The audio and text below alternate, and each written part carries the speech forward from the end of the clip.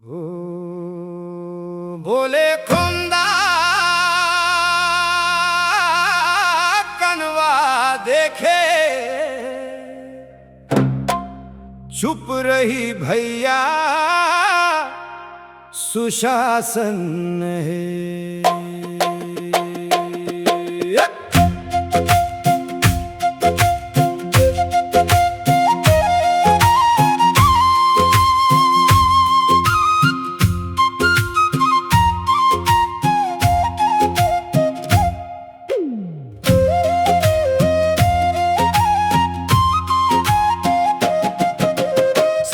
कुसुम के फूल नहीं फूले, छानी पार के कोहड़ा बोले। लूट के पैसा कोठी भर के नियत के लबरा नकटा बोले। लाक्षागृह के महल जला के शकुनी दुर्योधन पासा बोले। सुन रे बेटा, जीत थे उही जे कर करवल है। बोले कोंदा कनवा देखे, चुप रही भैया सुशासन है।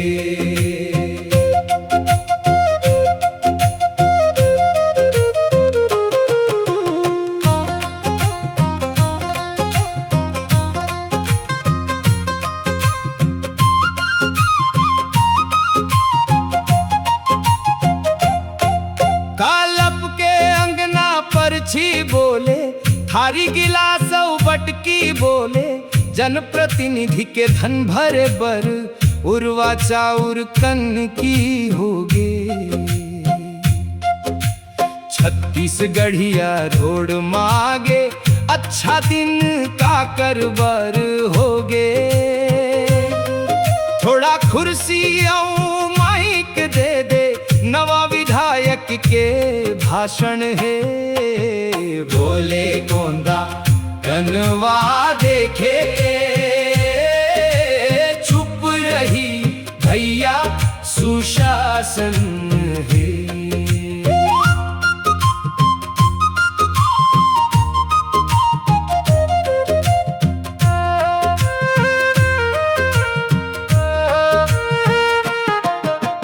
बन के सुआ पिंजरा में बोले, भुइया के बेटा बेघर होगे।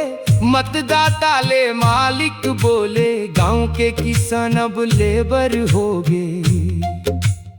नोनी बेटी के सपना बेचे, दलाल मन के राजपाट है। बिना छानी बरसा में रहन दे, कीड़ा मकोड़ा जैसन है। बोले गोंदा कनवा देखे, चुप रही भैया सुशासन है।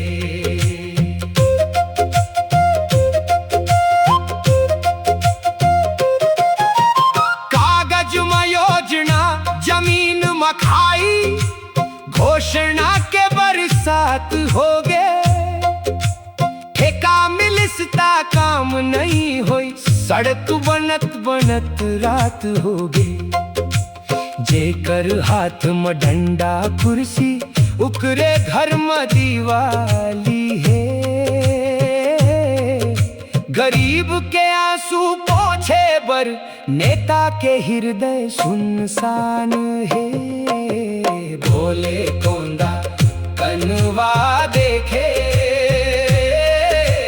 चुप रही भैया सुशासन है। बोले कोंदा देखे, चुप रही भैया सुशासन है। बोले कोंदा कनवा देखे, चुप रही भैया